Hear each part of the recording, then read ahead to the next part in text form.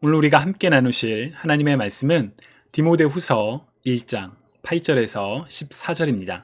우리 각자 계신 그 자리에서 함께 하나님의 말씀을 읽도록 하겠습니다.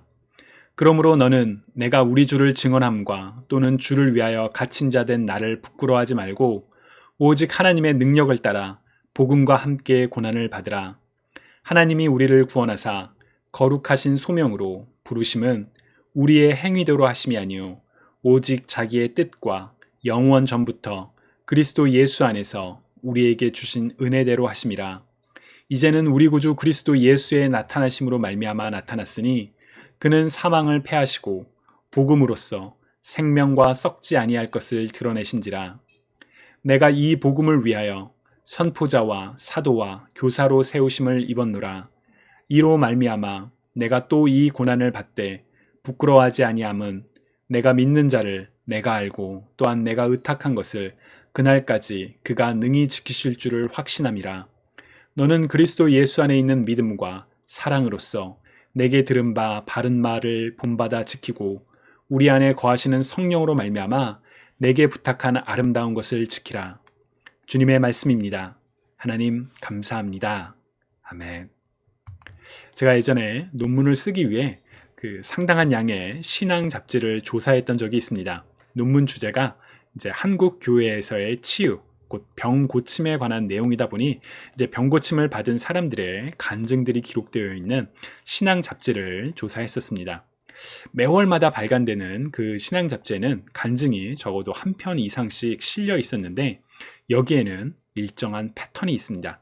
여러분, 간증에 패턴이 있다는 거 혹시 아시나요? 어려움을 겪고 있었는데 그리고 이제 교회를 다니게 되었고요.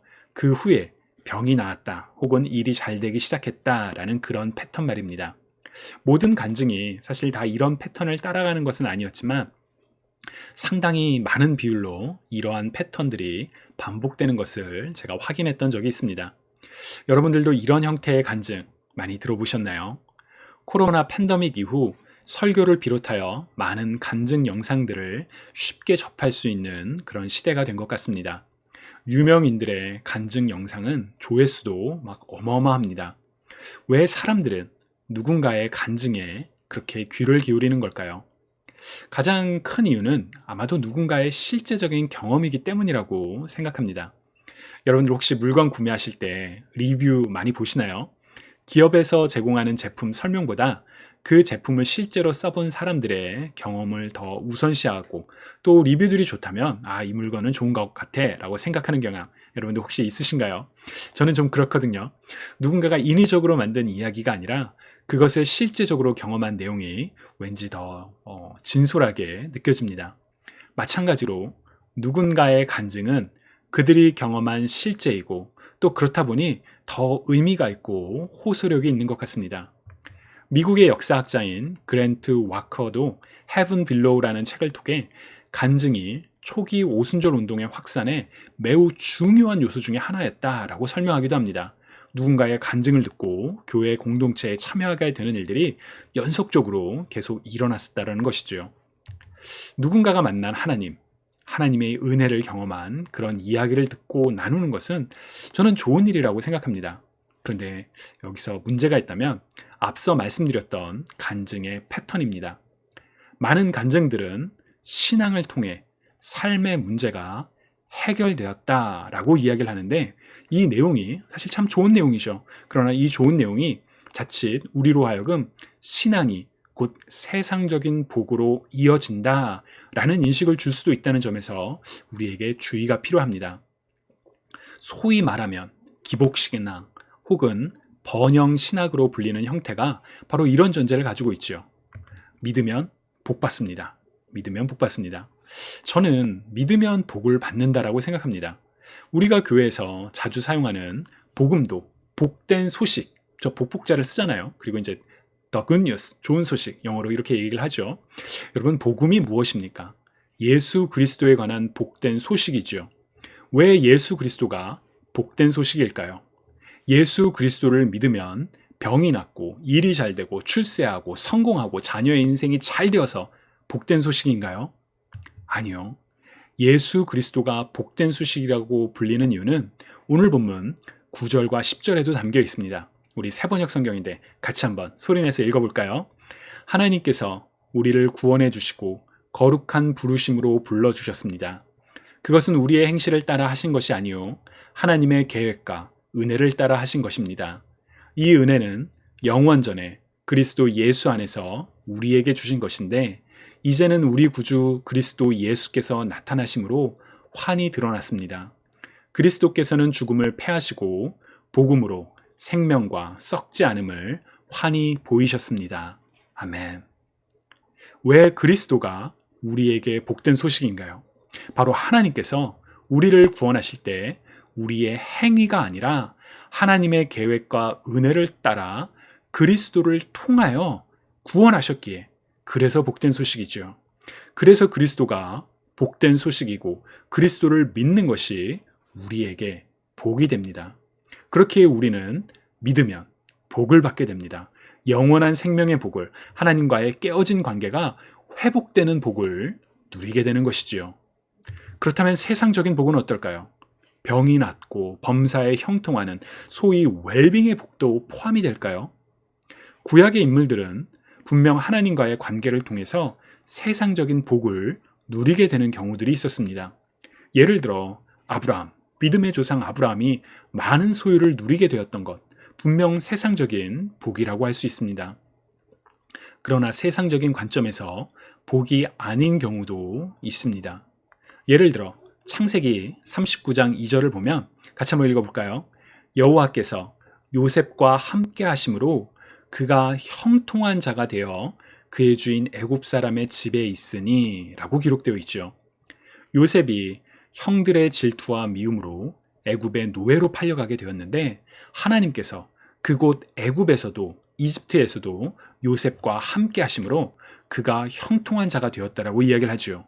그런데 이어지는 그 후반부를 보시면 형통한 자가 되어서 그의 주인 애굽 사람의 집에 있으니, 다시 말하면 형통한 자가 되어 여전히 노예의 신분이었다라는 것입니다. 세상적인 관점에서 보면 노예의 신분으로 남아있는 것이 복이라고 할 수는 없겠죠. 그런 점에서 하나님과 함께하며 형통한 삶을 산다는 것이 우리가 흔히 생각하는 것처럼 세상 속에서의 성공과는 다르다는 것을 우리는 확인할 수가 있습니다. 오늘 우리가 읽은 디모데 후서는 바울이 자신의 멘티인 디모데에게 보낸 편지입니다. 스승을 뜻하는 멘토를 따르는 사람들을 멘티라고 하는데, 멘토인 바울이 자신을 따르던 디모데, 멘티에게 쓴 편지가 바로 디모데 전후서이죠. 성경의 인물들 중에는 이처럼 멘토와 멘티의 관계가 여럿 있습니다. 예를 들어 누가 있을까요? 모세와 여호수아, 엘리야와 엘리사, 그리고 바울과 디모데, 그리고 여럿 또 있거든요. 바로 이런 관계가 멘토와 멘티의 관계라고 할 수 있습니다. 사도행전 16장을 보시면 바울은 2차 선교 여행 중에 루스드라에서 사람들로부터 칭찬받던 디모데를 만나서 그를 함께 선교 여행에 데려가고 싶어 합니다. 그래서 유대인 어머니와 이방인 아버지 사이에서 태어났던 디모데가 할례를 받게 하고 이제 그를 데리고 함께 여행을 떠나지요.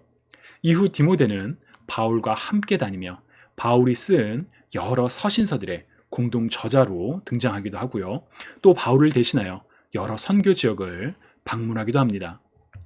디모데 전서는 디모데가 에베소에서 사역하고 있을 때 바울이 디모데로 하여금 올바른 신앙의 리더로서 공동체를 잘 이끌 수 있도록 격려와 당부를 전하는 편지였습니다. 그리고 오늘 우리가 읽은 디모데 후서의 경우에는 이제 로마 감옥에 갇힌 바울이 디모데가 신앙 안에서 굳건하게 설 수 있도록 당부와 또 바울의 개인적인 부탁을 담아 보내는 편지였습니다. 특히나 로마 감옥에서 이제 자신의 마지막 때가 다가오고 있다는 것을 인식한 바울의 개인적인 그런 감정들이 많이 담겨 있는 간절한 편지가 바로 디모데 후서이기도 합니다. 저는 바울이 디모데 후서를 쓰고 있는 이 특별한 상황이 앞서 말씀드렸던 간증의 패턴과 상당한 차이가 있다고 생각합니다. 바울은 자신과 동역하고 또 자신을 따랐던 멘티인 디모데에게 편지를 쓸 때 그가 처한 상황이 세상적 관점에서의 성공과는 아주 거리가 먼 상황이었기 때문입니다. 오늘 본문 8절을 우리말 성경으로 읽어보면 우리 한번 같이 읽어볼까요? 그러므로 그대는 우리 주를 증언하는 일이나 주를 위해 내가 죄수된 것을 부끄러워하지 말고 하나님의 능력으로 복음을 위해 고난을 받아라. 아멘. 예수 그리스도를 믿어서 세상적으로 잘된 것이 아니라 예수 그리스도를 믿어서 감옥에 갇힌 죄수가 된 자신을 부끄러워하지 말고 또 하나님의 능력으로 복음을 위해 고난을 받아라 라고 바울이 디모데에게 이야기를 하고 있죠. 디모데가 바울을 부끄러워했었을까요? 여러분들 어떻게 생각하시나요? 디모데가 감옥에 갇힌 바울을 부끄러워했었을까요?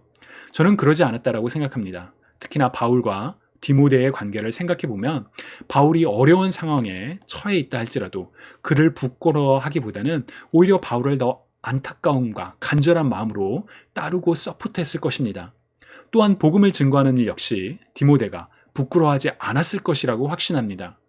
그렇다면 왜 바울은 이러한 말을 디모데에게 그리고 심지어 너도 복음을 위해 고난을 받아라 라고 그런 편지를 보내고 있는 것일까요? 주님이 사랑하시는 여러분, 혹시 복음을 부끄러워해 본 적이 있으신가요? 아마 대부분은 거의 모든 분들께서는 나는 단 한 번도 복음을 부끄러워한 적이 없습니다 라고 답변하시리라고 생각합니다.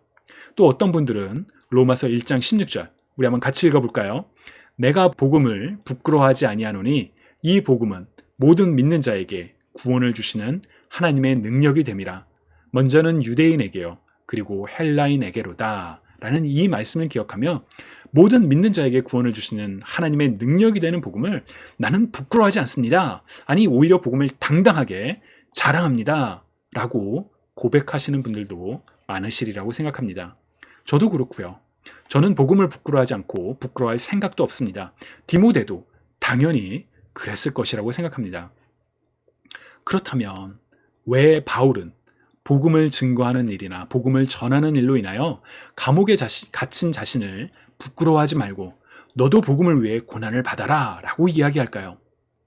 만약 누군가가 여러분에게 복음을 부끄러워하지 말고 복음을 위해 고난을 받으십시오 라고 이야기한다면 혹은 여러분은 복음을 위해 어떤 고난을 받을 준비가 되셨습니까? 라고 묻는다면 여러분들께서는 무엇이라고 대답하시겠습니까?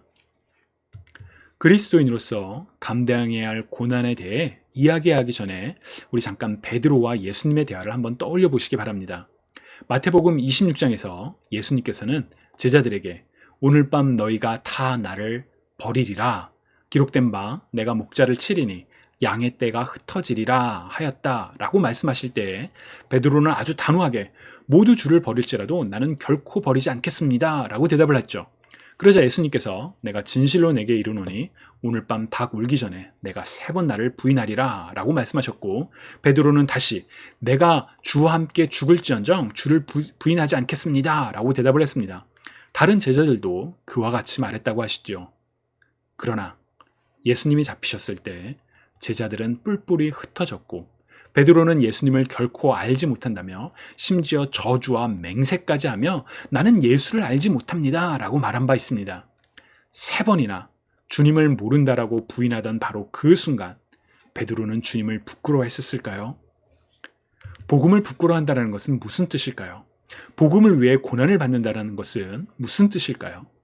아마도 베드로도 자신에게 그런 위기의 순간이 오고 그 순간 자기가 주님을 부인하게 될 것이라고는 정말 결코 상상하지 못했을 것입니다.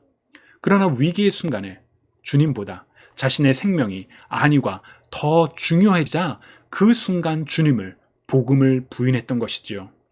나는 주님을 부끄러워합니다 라고 생각하지는 않았을 것입니다.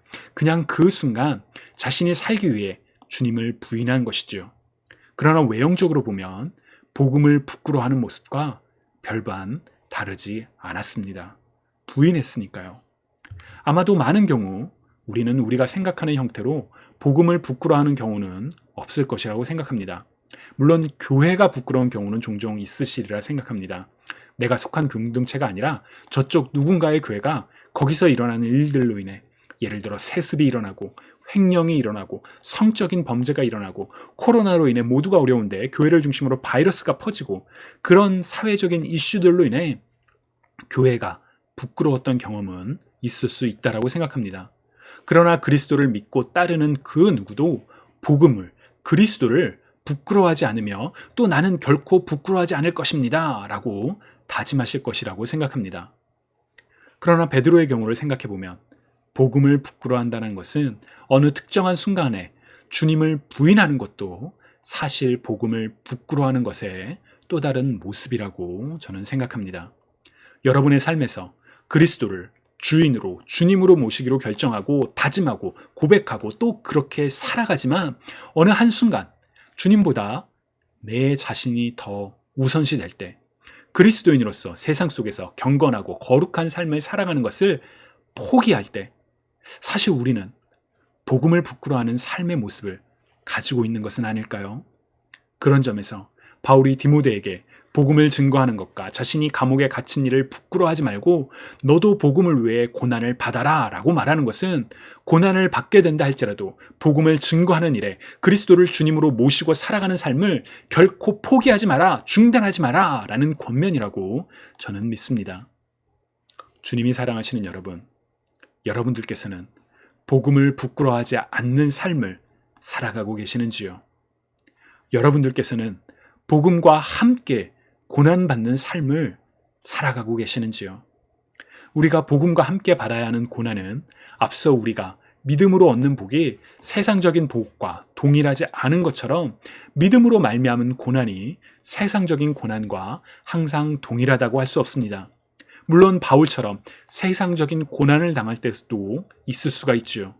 중요한 것은 믿음을 지키기 위해 그리스도를 우리의 주님으로 모시기 위해 세상적인 어려움을 당한다 할지라도 당당히 그 고난을 기뻐하며 복음을 부끄러워하지 않는 삶을 살아가겠다라는 다짐이 또 그 다짐을 바탕으로 한 우리의 실천이 우리에게 있냐는 것입니다. 각자가 처한 상황에 따라 여러 가지 예가 있을 수 있을 것 같습니다. 예를 들어 복음을 부끄러워하지 않는 삶을 살고자 나는 남들처럼 부정한 방식으로 부를 축적하지 않겠습니다. 탐심을 쫓아 투기하지 않겠습니다. 이웃이 어떻게 되든 나 혼자만 잘 살겠다는 이기심을 버리겠습니다. 그로 인해 내가 세상에서 손해를 보고 내 삶이 불편해지고 고난을 당하더라도 나는 복음을, 그리스도를 부끄러워하지 않는 삶을 살겠습니다. 라는 결심이 우리에게 있는지요? 주님을 사랑하시는 여러분, 세상에는 믿음으로 말미암아 모든 일이 잘 된다라는 간증들이 참 많습니다. 그런 세상적인 복을 누리는 것을 누가 마다할까요? 그러나 우리가 그리스도로 말미암아 누리는 복은 그런 세상적인 복과는 다르다는 것을 기억하시기 바랍니다. 오히려 세상에서 남들에게 내세할 수 없는 그런 어려움을 당할지라도 당당히 복음을 부끄러워하지 않는 삶을 사실 수 있기를 축복합니다. 바울은 디모데에게 자신이 복음으로 인해 감옥에 갇혀 있다는 사실을 부끄러워하기보다는 오히려 디모데에게 너도 부끄러워하지 말고 복음을 위해 고난을 받아라 라고 담대하게 권면을 합니다. 그리고 이 권면은 바로 오늘을 살아가는 우리를 향한 바울의 권면이라고, 아니 세상을 이기신 그리스도께서 우리 모든 사람들의 구원을 위하여 십자가의 수치와 고통을 당하신 그리스도께서 누구든지 나를 따라오려거든 자기를 부인하고 자기 십자가를 지고 나를 따르라 라고 말씀하신 그리스도께서 오늘 우리에게 주시는 권면이라고 확신합니다. 주님이 사랑하시는 여러분, 복음을 부끄러워하지 아니하며 오늘 하루도 하나님을 기쁘시게 하는 거룩한 삶을 살아가는 저와 여러분 모두가 되시기를 주님의 이름으로 간절히 축원합니다. 여러분 이 시간 우리 함께 기도드리시겠습니다. 사랑의 하나님, 하나님께서 우리에게 주신 일상의 삶 속에서 우리가 복음을 부끄러워하지 않겠습니다.